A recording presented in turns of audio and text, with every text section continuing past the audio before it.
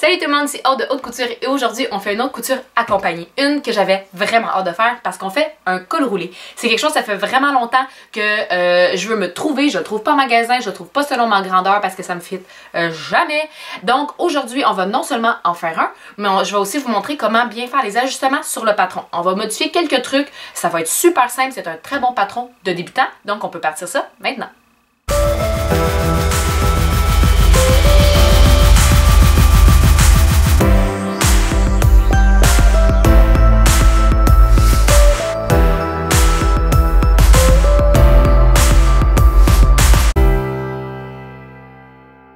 Donc, ce qu'on va faire aujourd'hui, comme je disais, moi je vais faire le chandail manche longue col roulé. Il y a l'option de la robe avec les manches longues ou la robe pas de manches et le chandail manche longue ou le chandail pas de manches. Ce que je fais aujourd'hui, c'est le classique, le col roulé, les manches longues, un chandail qui est selon moi vraiment à avoir dans son garde-robe. Mais là, avec les températures froides qui s'ajoutent, je pense que ça va être vraiment fun à avoir. Je travaille avec un jersey de bambou, une viscose de bambou, pardon, que j'ai trouvé au Club Tissu à, si je me trompe pas, 9$ le mètre environ. Sur la description, moi j'ai acheté mon tissu avant parce que je l'aimais vraiment beaucoup puis je me suis dit avec 1 mètre je devrais être correct. Quand je suis arrivée dans les descriptions, ils disent, parce qu'ils nous disent exactement quoi, quel métrage acheter pour faire ce patron-là. Et quand j'ai regardé dans ma grandeur et avec la vue B, ça me disait que ça prenait 1,9 mètres. Et là, je suis oups, je suis dans la chenoute. Finalement, je me suis dit, bon, je vais couper mon patron, je vais faire mes affaires, je vais placer, voir si je suis correcte, puis j'irai m'acheter le tissu qui me manque. C'est pas ben grave, parce que ça fait pas longtemps que je l'ai acheté. Mais j'ai finalement placé mes trucs et tout rentre dans mon mètre. On peut dire que je suis chanceuse. Donc, avec 1 mètre, allez-y quand même avec le métrage conseillé parce que c'est probablement parce que moi, il était plus large. Donc, ceci étant dit, vous allez pouvoir faire imprimer votre patron. La première chose qui est importante à faire, comme à chaque fois qu'on fait imprimer un patron, c'est de venir faire le carré test. Cette fois-ci, il est 3x3.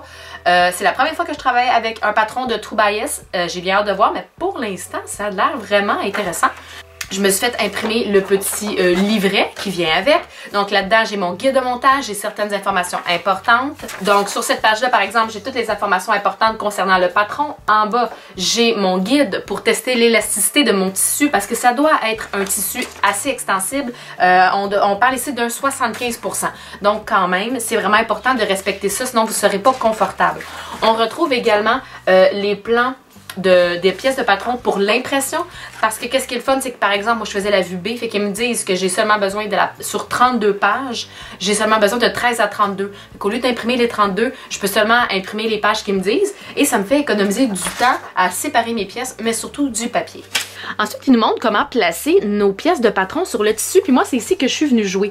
Parce que, comme vous pouvez voir, ils vont placer lisière à lisière au centre pour se créer 2 pliures. Puis placer ensuite la manche en dessous. Ce que j'ai fait, c'est que j'ai fait ce principe-là. Au lieu de mettre lisière sur lisière, je les ai à côté une parallèle à l'autre, pas une par-dessus l'autre, pour me créer 2 pliures. Mais j'ai décalé un peu pour être capable de venir placer ma manche. Je vais vous montrer tantôt, mais bref, j'ai changé ça un peu. Après ça, on a le guide de montage qui n'est pas des photos du projet en tant que tel, mais des images, des illustrations, qui revient un peu au guide qu'on est habitué dans les enveloppes papier, les enveloppes à patron. Mais ça a l'air super clair, les informations, les dessins. Donc, pour moi, c'est pas un manque qu'il n'y ait pas d'image du réel projet, mais seulement des illustrations. Je trouve ça quand même très bien.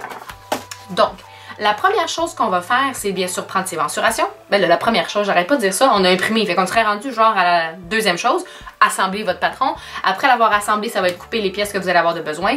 Et par après, c'est vos mensurations. Si c'est pas déjà fait, si vous avez déjà vos mensurations en tête, vous le savez, fine. Sinon, ça va être aller les prendre. Après, on va pouvoir aller choisir la bonne grandeur pour le tissu. Puis on va aller faire ça ensemble. Parce que pour ma part, et ça pourquoi j'ai toujours eu de la misère à me trouver des chandails ajustés que j'aime. Donc, le col roulé, on s'entend supposer qu'il est super ajusté. J'ai ce qu'on appelle une poitrine relativement forte et ça peut me nuire parce que pour le haut, je porterais du large. Pour les hanches, la taille, je porterais genre un médium et ça dépend de quelle compagnie là. Et des hanches, je retournerais dans le large. Fait que ça serait soit large, médium, large ou médium, small, médium, tout dépendant des compagnies. Mais bref, ce que vous pouvez donc en conclure, c'est que si je veux rentrer dans la poitrine, ben je vais flotter de la taille. Et si je la prends pour qu'il fitte à ma taille, ben là, mon tissu, mon chandail, il veut plus faire la job qu'il est supposé de faire, rester en place. Donc, il veut juste déchirer puis s'en aller de là. Fait c'est pour ça que j'ai toujours eu de la misère à trouver des chandails, des t-shirts qui me fitent bien. Ça m'arrive, là, j'ai des chandails que j'aime puis qui me fitent bien, achetés en magasin. Mais disons que c'est quand même plus rare. Fait que ça, c'est ce que je vais ajuster. Donc, sur mon patron, j'ai pris mes mesures que je vais regarder avec vous tantôt et je me rends compte que je suis, ma poitrine et mes hanches sont dans la même grandeur et ma taille est les deux grandeurs plus petites. Donc, on va arranger ça. Je vais vous montrer comment. C'est le même principe si mettons, j'aurais voulu agrandir juste ma poitrine ou agrandir juste mes hanches ou rapetisser à ma poitrine. Le principe va être relativement le même. Après, l'autre chose que je vais modifier, c'est que, de ce que je peux voir, le col est 2,5 cm, donc pouces. Fait que si je le mets, il n'est pas directement jusqu'en haut. Moi, j'aime bien qu'il couvre mon cou. Fait que j'aimerais peut-être ça être capable de me rendre jusqu'à 4. Fait que ce que je vais faire, c'est que je vais modifier le patron. Pour ça, on va le faire ensemble. Si jamais vous aimez le look que ça donne, vous le ferez vous aussi. Sinon, si vous le trouvez trop haut, ben vous restez avec la mesure initiale. Donc, comme je vous disais, j'ai pris mes mesures, je les ai surlignées. La première chose que je regarde, c'est mon size chart, ce qui est en fait là, la charte des mesures. Donc, moi, après avoir pris, je suis quand même chanceuse parce que je suis pile dans leurs mesures malgré tout. J'ai pris mes mesures, je suis à 36 de poitrine, donc la taille 8. Je suis 28 de taille, donc la taille 4, et je suis 38 de hanche, donc la taille 8. Fait que je fais vraiment là, un saut de 2 grandeurs pour ma taille. Fait que ce que je vais venir faire, là après ça, je suis venue voir ici, parce que Finished Measurement, c'est les grandeurs finies. Vous voyez que le mot measurement est très difficile pour moi à prononcer, mais bref, c'est mes mesures finies. Donc, si je regarde que je vais avoir, que moi je veux un 36, donc 36 poitrine, je suis à 32,5. Oui, c'est plus petit, mais c'est parce que c'est un chandail qui est fait pour être porté très ajusté. Donc, c'est de l'aisance négative. C'est le contraire. Quand je regarde à ma taille, là, au contraire, là, la différence, c'est qu'elle grandit. Au lieu d'être à 28, je suis à 28,5. Je vais garder cette différence-là pour 2 raisons. Je vais faire confiance au patron parce que je suis de nature confiante. C'est la première fois que je travaille avec un de leurs patrons. Donc, je vais leur faire confiance puis me dire que leur aisance et leurs mesures sont bonnes. Puis si jamais je trouve ça trop grand, parce que tout le reste est en aisance négative et la taille est en aisance positive, là, en aisance régulière, si jamais je trouve ça trop grand, pour 0,5, ça va être rien à ajuster une fois que mon chandail va être monté. Fait que j'aime mieux le laisser comme ça, puis me rendre compte que je suis très confortable, puis que je suis bien, puis que j'avais bien fait d'aller avec leur suggestion d'aisance positive à la taille. Sinon, ben, je l'ajusterai, c'est pas plus grave. Donc, je vais aller dans le 8 poitrine, 4 taille et 8 hanches. Fait que qu'est-ce que ça veut dire tout ça? Quand je prends ma pièce de patron, je vais commencer avec la devant, mais ça va être la même chose pour le dos. Donc, je suis avec mon front top sleeve, ça veut dire que c'est mon devant du top avec les manches. Il faut faire attention parce qu'il y en a un pas de manche et c'est marqué sleeveless, ce qui veut dire que la manchure va être différente. Fait que si vous faites avec les manches, c'est important de prendre lui, sinon c'est de prendre l'autre. Donc, ce que je vais faire, c'est que là, moi, je me suis coupée à 8. Je vais vraiment couper à la mesure, parce que j'en ai 2. J'ai ma poitrine, la poitrine est toujours dans la... un petit peu à peu près, peut-être 1 pouce en bas, tout dépendant de la poitrine. On s'entend, on n'est pas toutes pareilles. Elle doit être à peu près en bas 1 pouce de la manchure. Fait que je sais que ici c'est ma taille, ma ligne de poitrine. Dans ma région la plus creuse, je sais que ça va être la taille. Fait que moi c'est ici que je vais venir l'ajuster. Et je sais que dans mon plus fort, ça va être mes hanches. Fait que là, on va avoir besoin d'un crayon, d'une règle et d'une règle courbe. Si jamais vous en avez pas, il y a différents modèles de règles courbes. Il y a les vraies, qu'on appelle les courbes françaises. Ben les vraies, on s'entend, ça aussi c'est une courbe française, mais c'est parce qu'il y a celles-là qui sont plus longues. La mienne est brisée. Pour celles qui commencent à me connaître, j'ai une vilaine tendance à claquer mes règles sur la table. Ne me demandez pas pourquoi, c'est vraiment étrange. C'est mon addiction, ma strange addiction, je prends la Canal Vie. dans la courbe ici, elle est beaucoup plus longue. Fait que ça correspond peut-être plus à des hanches, mais sont quand même moins chères. Puis ils font vraiment bien la job. Fait que moi, je vais travailler avec ça aujourd'hui. Là, moi, je vais prendre un Sharpie juste pour que vous voyez, OK? Mais logiquement, on fait tout le temps ça avec un crayon à la mine. Je vais commencer à la mine, puis au pire, après, je vais vous le mettre en Sharpie pour être sûr que vous voyez bien. OK, donc, moi, je vais juste me marquer là que la 4 est là. Fait que logiquement, il va falloir que j'aille jusqu'ici et que je revienne. Fait que moi, je veux garder ma grandeur ici, jusque là environ, puis mes hanches, je vais essayer de venir le rejoindre jusque là. Fait que ce que je vais faire, c'est que je vais venir prendre ma courbe, je vais me placer, puis je vais essayer de rendre cette courbe-là le plus smooth possible, OK? Parce qu'on veut quand même pas là que ça me fasse... Oups, non, ça c'était trop. Je veux pas que mes lignes soient trop cassantes. Je veux que malgré tout, ça reste quand même fluide. Donc, je sais que j'ai quand même beaucoup à changer. Tu sais, je veux vraiment là, que ça soit le plus fluide possible parce que sinon, ça va paraître. Fait que je vais aller à rien aux hanches. Est-ce que ma courbe me satisfait? Ça me l'a pas pire. Fait que je vais juste venir vous la mettre plus foncée. Fait que en bas, j'ai ma taille qui part d'ici. Je vais doucement aller rejoindre mon autre ligne, ma ligne de hanche. Puis dans le haut, ça va être la même chose. Là.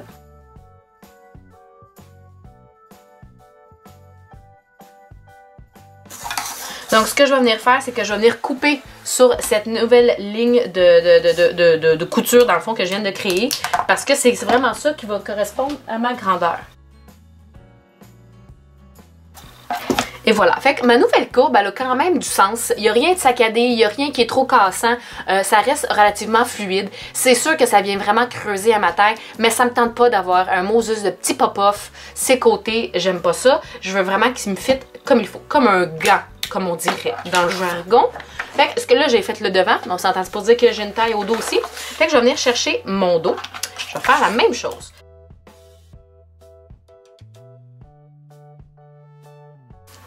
Là, je peux venir essayer de recréer exactement la même chose avec ma courbe du devant. Et voilà. Donc, mes ajustements de taille sont faits. Comme je vous ai dit, moi, je voulais avoir... je vais mettre ça là. Je voulais avoir le col un petit peu plus haut. J'ai mesuré mon cou. Encore là, vous pouvez mesurer là, vraiment dans votre cou de combien de haut vous le voulez. Parce que on a tous des coups différents, puis on a tous des goûts différents aussi. Fait que des fois, on va vouloir l'avoir plus haut. Peut-être que d'autres personnes non, mais moi, des petits cols roulés, ça me... Je sais pas, j'aime plus ou moins ça. En tout cas, pour le modèle que je veux cette fois-ci. Fait que là, je vais prendre mon patron de col. Là, elle va être coupée sur la plieuse. Fait que ma pièce, elle va être comme ça, en miroir. Quand je vais venir l'assembler, je suis venue voir dans mon guide de montage, mon col, il est ici. On va le coudre en arrière en premier, donc ici. On va venir le replier comme ça. Et on va venir le coudre après notre encolure. En haut et en bas, c'est ce qui va venir se coudre après mon encolure. Je veux pas modifier cette grandeur-là. Je veux pas venir toucher ici parce que... ça va venir fitter super bien dans mon encolure. Fait que si je viens commencer à agrandir, mettons j'aurais ajouté un 2 pouces là ou j'aurais réparti 1 pouce, je viens jouer avec qu'est-ce qui a déjà été déterminé pour ma ligne d'encolure. Ce que je vais faire, j'avais plié en deux. Encore une fois, prenez pas le Sharpie, prenez votre crayon à la mine, c'est juste pour que vous voyez mieux. J'avais plié en deux. Puis sur cette pliure-là que j'ai fait, je vais venir me tracer une ligne. C'est à cette ligne-là que je vais en ajouter.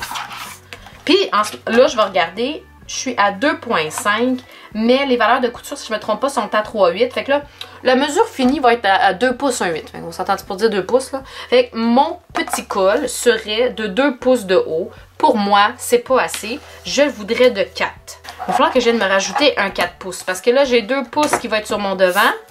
Tu sais, dans le fond, il va falloir que je le travaille comme ça.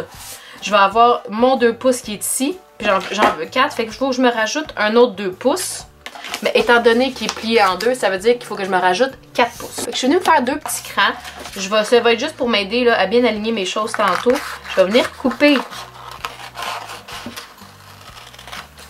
au centre de ça ici. Puis là, je vais venir me chercher, je me garde tout le temps, quand on vient tout assembler le papier, puis on coupe, on a tout le temps des papiers en plus. Moi, je les garde. Comme ça, quand j'ai des modifications, je peux les réutiliser.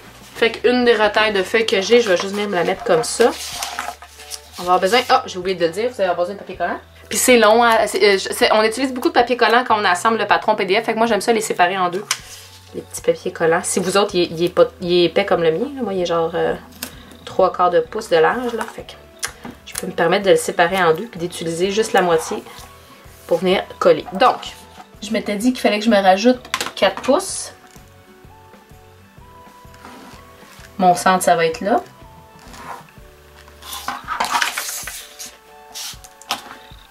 Puis, où est-ce que c'est marqué Unfold? Fait que sur la pliure, je viens me faire une autre ligne. Puis là, je vais venir relier ces lignes-là. Je vais venir me mettre parallèle à ces petits crans-là. Puis je vais venir tirer une ligne. Et je vais venir coller en haut de ça mon autre colle. Puis là, en venant mettre mon autre colle, ben, je m'assure que les lignes que je viens de tirer, qui viennent rejoindre mes crans, pour m'assurer qu'ils soient vraiment à la bonne place où est-ce qu'ils étaient avant que je vienne faire toutes ces modifications-là. Là, ici, on a une petite courbe très légère. Je vais venir l'affiner un peu. Je suis venue mesurer mon cou. Puis dans le haut, là, il va être un petit peu plus étroit, mais pas beaucoup. Mais venez mesurer votre cou. Parce que si vous avez un cou vraiment étroit, ou je vais peut-être pas le faire autant, par exemple. Donc, si vous aviez un cou vraiment très étroit, ou vous allez vouloir plus petit. Si vous avez un cou peut-être un petit peu plus large, vous allez vouloir l'avoir un petit peu plus gros. Fait qu'on va venir juste affiner ça ici. Ça sera pas beaucoup, mais à la fin, ça va quand même paraître. Donc, on va venir couper ça. Et là, avant de venir couper ma courbe ici, parce que je veux quand même qu'elle soit symétrique, je vais venir plier. Et là, on va voir fini mon nouveau col. Là, je vais venir couper. Donc ça serait mon nouveau col. Il a de l'air immense, mais on s'entend pour dire qu'il va être plié comme ça. Moi, mon 3/8, fait qu'il va être vraiment de 4 pouces. Donc ça va être la modification pour mon col. Comme je vous ai dit, partez de cette base-là. Si vous le voulez un petit peu plus grand, mais pas autant que moi, vous pouvez le mettre à 3. Donc vous auriez ajouté seulement un 2 pouces ici. Quand moi, je suis venue ajouter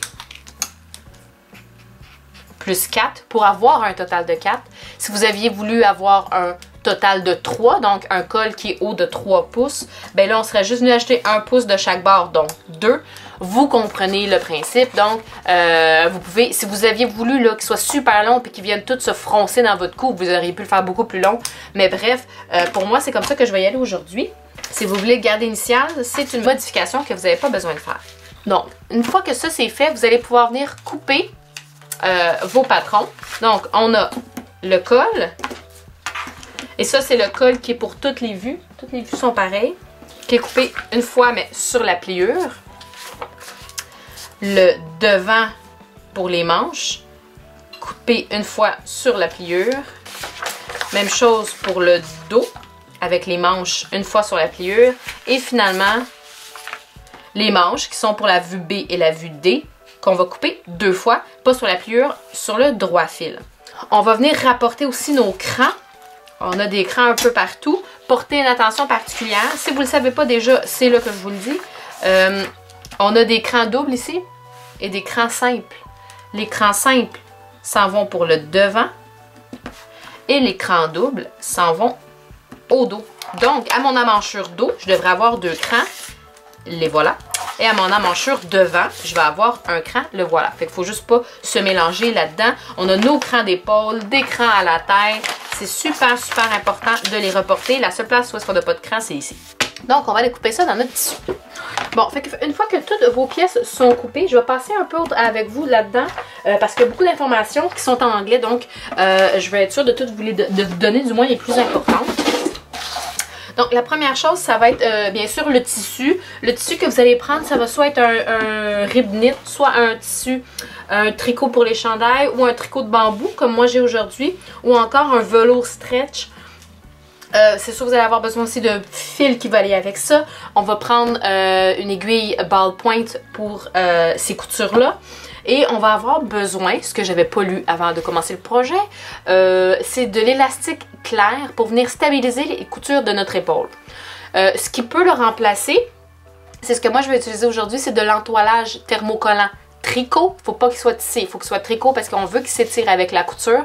On fait ça parce qu'on veut pas que les coutures d'épaule, avec le temps puis avec la pesanteur, viennent toutes s'étirer et que nos coutures d'épaule soient toutes molles puis que se défassent avec le temps, avec le lavage. Donc, on va venir stabiliser seulement nos coutures d'épaule, fait qu'on va avoir besoin de vraiment pas beaucoup. Je suggère quand même de prendre l'élastique. Je vais vous faire l'exemple avec l'entoilage. Les deux fonctionnent très bien. Vous auriez aussi logiquement besoin d'une aiguille double pour faire les bords. Si vous avez une machine à recouvrement, c'est encore mieux. C'est ce que je vais utiliser. Sinon, ça peut être aiguille double comme je disais, ou encore vous pouvez finir avec un zigzag. Après ça, naturellement, on va décatir nos tissus, fait qu'on va les laver et les sécher de la façon qu'on va faire l'entretien de notre vêtement. Donc moi, je sais que je vais les laver à la machine à délicat, puis que je vais les faire sécher à plat. Fait que j'ai fait la même chose pour le laver. Les valeurs de couture sont toutes à 3,8. Faire attention. Parce qu'il y a quelques endroits qui vont peut-être nous dire le contraire. Fait qu'on se fie toujours à ce qui est marqué dans le guide de montage. Sinon, si c'est pas marqué, c'est à 3,8. C'est un modèle qui est fait pour des femmes de 5 et 5 avec un bonnet C. Donc, ça fit le mieux pour ça. Si vous avez à ajuster, donc à allonger ou à rétrécir, ça va être avec les lignes qu'il y a ici. Fait que vous allez pouvoir faire ce changement-là si jamais vous en avez besoin. Si jamais vous faites la vue A ou la vue C, ce qui veut dire la vue pas de manche, elle va avoir une parmenture qu'on va mettre à l'intérieur. Cette parmenture-là, si jamais vous utilisez un tissu qui est très épais, faites la parmenture dans un tissu mince. Sinon, ça va faire beaucoup trop d'épaisseur pour le type de chandail que vous êtes en train de faire. Ensuite, on a le stretch chart. Fait que ça veut dire que c'est notre charte d'élasticité. Fait que ce qu'on fait, c'est qu'on vient prendre un échantillon pour s'assurer que ça soit assez élastique. Je le plie en deux. Je vais pincer pour que ça me donne un 4 et je vais venir les tirer jusqu'à 7 si je suis capable. On est en business. Parce qu'il faut que j'aille un 75% d'élasticité. On a vu ça tantôt. On a vu ça tantôt. J'ai plié dans le fond comme celle-là, mais au lieu d'avoir là ma lisière qui était complètement au milieu, mais ma lisière était ici. Fait que j'ai été capable de placer mon devant et mon encolure d'un bord et ma manche et mon dos de l'autre. Ensuite, on va commencer. Moi, je lis tout le temps avant de commencer mon guide de montage au complet. Je ne vais pas vous lire le guide de montage au complet, on s'entend. Ce que je vous suggère par contre, c'est d'écouter le vidéo au complet avant de vous lancer dans le projet parce que je trouve ça le fun de pouvoir... pour ça que j'aime ça lire d'avant ou regarder les images d'avant parce que je sais où est-ce que je m'enligne, je sais où est-ce que je m'en vais, comment que le chandail va être construit. Fait que vous pouvez faire la même chose en regardant le vidéo au complet. Comment on fait pour différencier le dos et le devant une fois qu'on va avoir enlevé nos patrons? Vous avez deux choix. Vous pouvez vous faire une marque sur l'envers, mettons sur le dos. Fait que mettons, oups, ici sur le dos, là, je viendrais faire un petit X avec une craie pour me dire que ça c'est mon dos. Je le fais sur l'envers, naturellement. Mais sinon, là, la vraie façon, c'est que l'encolure devant est toujours plus profonde que l'encolure dos. Donc le dos, je vais venir me mettre endroit contre endroit et je vais venir faire ma couture. Avant, je vais prendre mon devant et sur l'envers, je vais venir entoiler mes épaules. Fait, si jamais vous aviez travaillé avec l'élastique, vous seriez venu le coude en même temps que vous seriez venu faire votre assemblage. Là, étant donné que je ne l'ai pas, si ce n'est pas déjà fait, allez tout de suite brancher votre fer. On va en avoir de besoin. Donc, ma pièce d'entoilage, je vais venir la préparer. Je me suis mesuré 5 pouces parce que c'est ma largeur d'épaule. Et je vais mesurer en largeur, donc 5 pouces de long par 3,8 de large, parce que 3,8 c'est ma valeur de couture. Fait que je vais être sûre que quand je vais venir coudre dans cet entoilage-là. Je vais le faire 2 fois parce que j'ai les épaules. C'est drôle. Donc, une fois que vos petites pièces sont coupées, on va venir les mettre donc sur l'envers. Puis le côté qui est rude, il y a un côté qui est doux, un côté qui est rude. Le côté rude, je le mets sur le chandail. La même chose de l'autre côté. Et là, je ne l'étire pas, hein. Je le mets directement dessus. Donc, on va venir le stabiliser au fer, le coller en fait.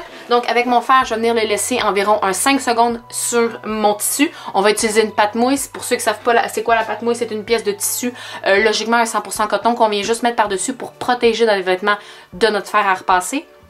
On vient le mettre et on va le coller à ces endroits-là. Donc, et voilà, mes 2 épaules sont entoilées. juste pour ma couture, c'est seulement pour ça qu'on va en avoir de besoin. Donc, on va se mettre endroit contre endroit pour les épaules. Et on va venir assembler à 3/8. Donc là, on va aligner en premier nos crans.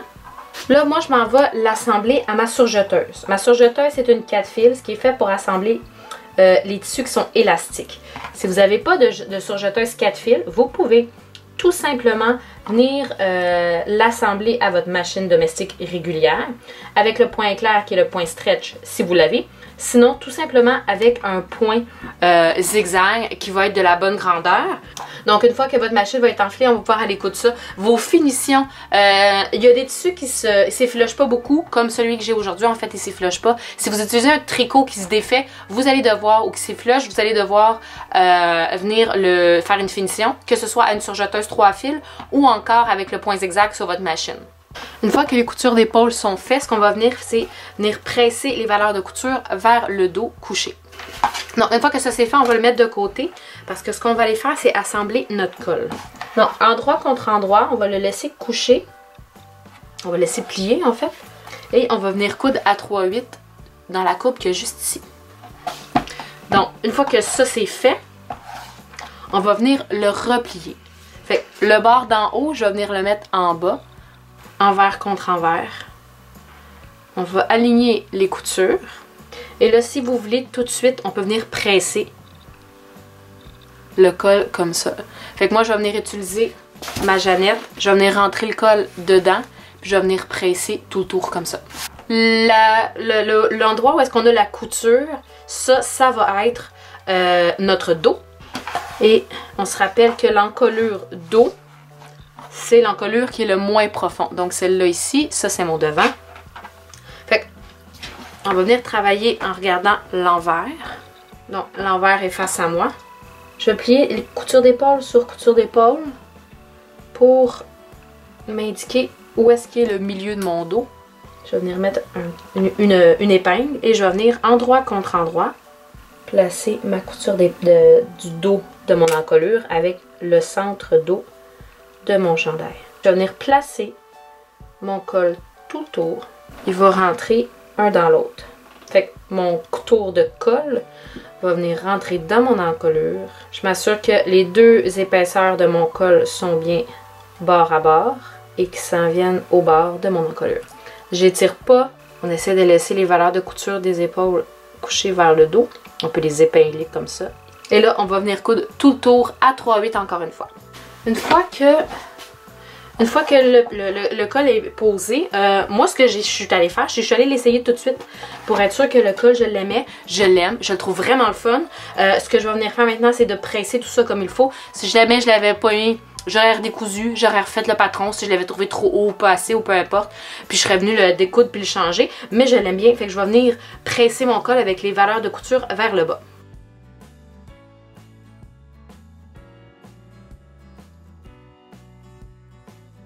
Donc, les manches, on va les travailler le chandail ouvert. Donc, je l'ouvre avec l'endroit vers moi. Je vois que mon dos il est ici, mon devant il est là. Fait que je prends la manche, peu importe laquelle. Je vais vérifier où est mon endroit. Mon dos et mon devant, je me fie à cause des crans. Donc, elle va venir se placer comme ça. J'ai un cran ici pour aller à mon cran devant, deux crans là pour aller à mes crans dos. Donc, celui qui est en haut, c'est ma couture d'épaule. Je vais venir aligner elle en premier. Le cran d'amanchure, mes sous-bras, donc mon coin, l'écran dos. Je vous conseille vraiment d'épingler quand même beaucoup pour des tissus comme ça parce que je vais donner le mien par exemple, un jersey de bambou, un tricot de bambou, c'est très doux. Ce qui fait que c'est comme un peu glissant. Fait que j'aime mieux plus épingler que pas assez. Une fois que ça c'est fait, je vais venir assembler à 3/8, mais avant ça, je vais venir épingler mon autre côté. Petit point, avant d'aller coudre, on va faire attention que nos valeurs de couture d'épaule sont toujours vers l'arrière pour pas qu'ils se soient déplacés et qu'ils se soient rendus vers l'avant. Une fois que ça c'est fait, on va pouvoir venir encore une fois presser nos valeurs de couture. Et étant donné que je suis dans une tête de manche, donc c'est très rond, je vous conseille de venir utiliser le jambon qu'on vient placer à l'intérieur. Et étant donné que c'est une courbe, mais ça vient là vraiment facile à venir presser la tête de manche comme il faut. Donc, une fois que les manches sont bien posées, sont repassées, on va se mettre endroit contre endroit. Et on va venir coudre en dessous des bras et sur les latérales. Donc, je vais commencer par épingler ma manche. Je commence par mes poignets. Après ça, je vais aligner mon cran. Et après ça, je vais y aller au sous-bras. J'enligne mes coutures. Après ça, les crans qui sont à la taille. Le bas qui est mon ourlet. Je vais faire la même chose de l'autre côté. Et on va pouvoir aller coudre les deux côtés qu'on vient d'épingler à 3/8. Là, avant même de passer à la prochaine étape, il est quasiment terminé. Je vous conseille tout de suite d'aller l'essayer. Comme ça, si jamais il vous fait pas, c'est le moment de venir reprendre les coutures un peu plus serrées si jamais il est trop grand. Donc, si tout est beau, ou sinon, si vous avez fini de faire les petits changements, on va être rendu déjà au ourlet. Donc, le ourlet du chandail et le ourlet des manches, les deux sont à 1 pouce. Fait qu'on va les retourner. Vous pouvez venir vous presser 1 pouce partout, puis venir faire la couture. Ou vous pouvez, là, moi je vais y aller, là, je vais le tourner au fur et à mesure, je vais m'apporter mon galon à mesurer. Et au fur et à mesure que je vais faire ma couture, je vais venir tourner de 1 pouce, sauf pour les manches. Les manches, je vais venir tout de suite les presser, ça va être plus facile. Vous pouvez soit le faire avec l'aiguille double, soit le faire au zigzag, ou comme moi je vais le faire à la cover stitch, à la machine à recouvrement. Et voilà, les ourlets de manches, les bords de manches sont faits. Le ourlet de chandail est fait aussi. Je suis venue le presser. C'est terminé déjà. Et voilà, c'est déjà terminé. C'est super rapide comme projet. Je l'ai vraiment beaucoup aimé. Puis honnêtement, je l'ai mis. Puis j'avais vraiment pris. J'étais chanceuse. J'étais vraiment 36, 28, 38. Puis vraiment, là, mes mesures, c'était exactement l'aisance que j'avais envie dans mon chandail. Fait que je suis super contente.